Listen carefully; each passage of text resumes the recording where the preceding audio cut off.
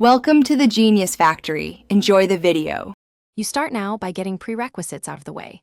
Make sure the phone has at least 20% battery and that developer options are enabled.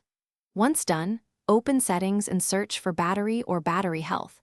On some phones, you may need to go to Settings Device Care or Settings Battery. You do this because some manufacturers hide health data. Make sure to note the Android version. It affects menu names and whether extra tools are available in the next steps. You now proceed to gather the core data. First, inspect settings battery usage and battery health if visible. This gives immediate percentages and app drain. If that's missing, use hidden diagnostics by entering *##4636 ## in the dialer or your phone maker's service code to view battery status and capacity readings. Once you have base values, install a Q battery or a trusted app to measure estimated capacity versus design capacity.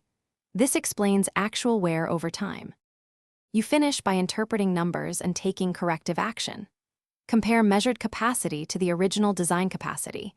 If it's under about 80%, expect reduced runtime and consider battery replacement. To recalibrate, charge to 100%, then discharge to near zero and charge uninterrupted to 100% once. This helps some reporting errors. If diagnostics show wildly different values, make sure to retry the hidden code. Use a second app or run the manufacturer's factory test. And if results still conflict, contact support or a service technician. Thanks for watching. If you found this helpful, don't forget to like and subscribe.